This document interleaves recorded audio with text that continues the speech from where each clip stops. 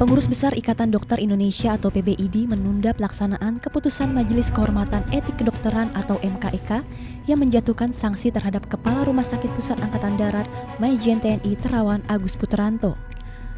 Untuk mengetahui hal tersebut, tim NSI menemui Ketua Umum Pengurus Besar Ikatan Dokter Indonesia Ilham Utama Marsis di kantor Sekretariat Pengurus Besar IDI. Prof. Marsis, PBID menangguhkan pemecatan Dr. Terawan. Yang saya ingin perjelas di sini, Prof, maksud dari menangguhkan ini apakah menunda untuk sementara waktu, tetapi bukan berarti membatalkan rekomendasi pemecatan itu? MKEK membuat satu keputusan berdasarkan yang namanya Kode Etik Kedokteran Indonesia. Dan keputusan ini memang keputusan yang berat. Nah, proses ini kemudian menjadi ramai karena bocornya ya dokumen yang bersifat internal. Padahal proses ini masih berjalan. Nah, karena kehebohan terjadi satu istilahnya masalah yang menurut kami cukup genting. Karena pertama, dokter akan terbelah. Yang kedua, Ikatan Dokter Indonesia akan berhadapan terutama dengan pihak-pihak lain yang selama ini kita mempunyai kerjasama yang baik, terutama dari pihak Angkatan Darat. Nah, kemudian juga terjadi juga opini-opini dari masyarakat yang menyudutkan dokter sebenarnya. Karena memang kita tahu testimoni dari beberapa petinggi itu memberikan suatu nuansa yang berada di masyarakat seolah-olah Ikatan Dokter Indonesia arogan. Ya, tidak memperhatikan testimoni. Padahal kalau kita bernama organisasi profesi, kita tidak melakukan suatu pertimbangan berdasarkan testimoni, tapi berdasarkan evidence base. Ya, tentu kita juga harus kembangkan bukti-bukti itu. Nah, menurut hemat saya itulah penundaan. Jadi penundaan itu bisa mempunyai suatu pendapat atau putusan yang berbeda, tapi juga bisa juga sama. Kira-kira seperti itu. Oke. Jadi Prof. Marsis, satu yang perlu diklarifikasi adalah masyarakat ini harus mengerti mengenai tahapan sampai dokter itu betul-betul dipecat atau tidak. Karena kan yang sempat berkembang bahwa Dr. Terawan ini sudah dipecat dari IDI, padahal itu salah, Prof, ya. Itu yang harus diklarifikasi sekali lagi. Ini baru sifatnya rekomendasi oleh bagian dari IDI yaitu MKEK, dan sebetulnya keputusan itu akan diambil oleh pengurus besar dari IDI. Iya, betul. Sampai sekarang belum ada keputusan itu, justru ditangguhkan terlebih dahulu. Betul. Dok, ini ditangguhkannya sampai kapan, Prof, kira-kira? Nah, menurut hemat saya sangat tergantung kepada beberapa bukti yang harus kita peroleh. Dan yang kedua juga sejauh mana penyimpangan-penyimpangan yang terjadi itu terkait dengan berat ringannya hukuman. Nah, tentu kita dalam hal ini PBID harus membuat keputusan yang seadil-adilnya.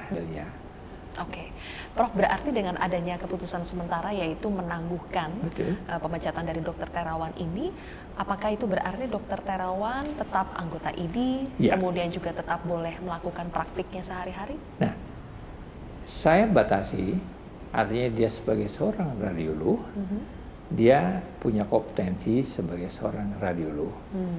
Dia melakukan praktek sesuai dengan kompetensi dan standar pendidikan yang sudah dia lalui sesuai dengan standar-standar yang ditetapkan oleh Konsil Kedokteran Indonesia.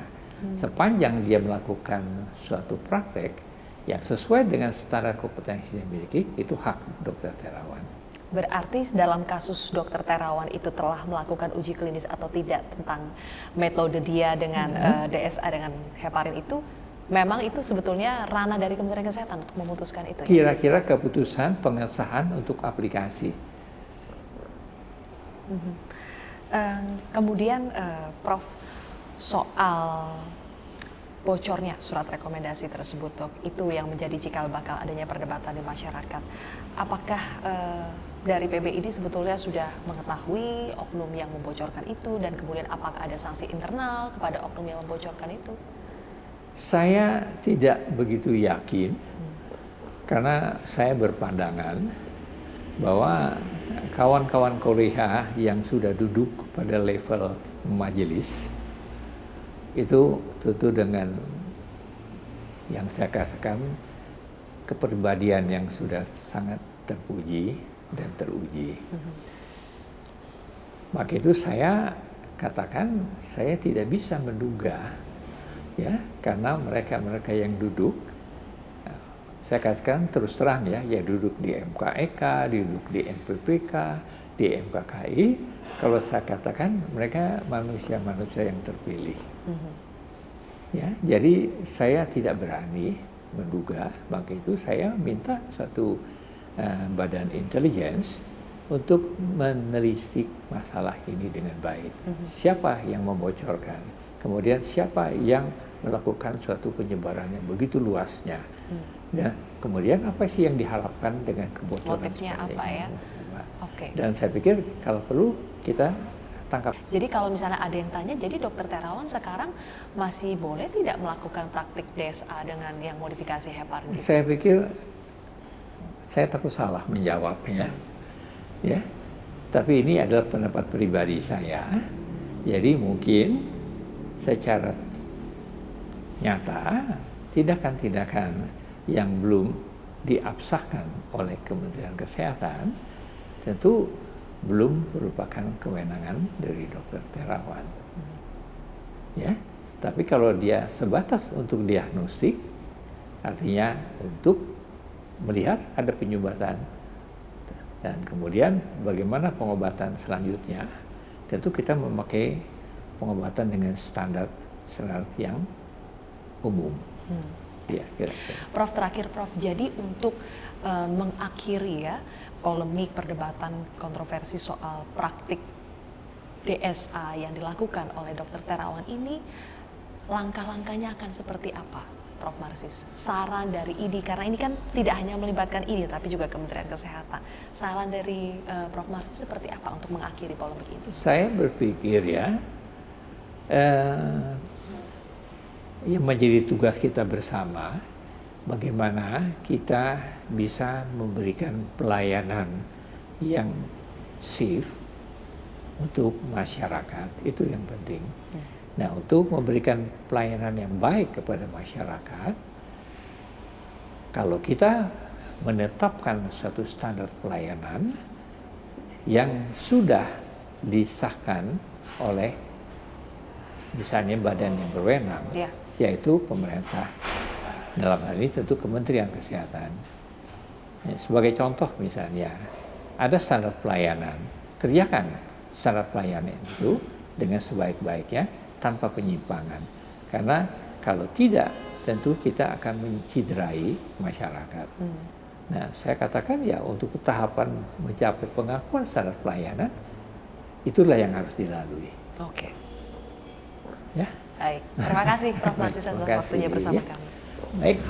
Sebuah metode pengobatan diterapkan setelah tentunya melalui percobaan dan teruji secara ilmiah. Jika terbukti menyembuhkan, sebaiknya dikembangkan demi pemenuhan hak pasien mendapatkan kesehatan. Semakin ada pilihan untuk menyembuhkan penyakit, tentu semakin memberikan harapan hidup bagi orang yang sakit. Apapun metode pengobatannya akan dijalani, karena sembuh adalah tujuan utama melakukan pengobatan. Saya Zilvia Iskandar bersama tim NSI undur diri. Terima kasih. Sampai jumpa. Metro TV, knowledge to elevate.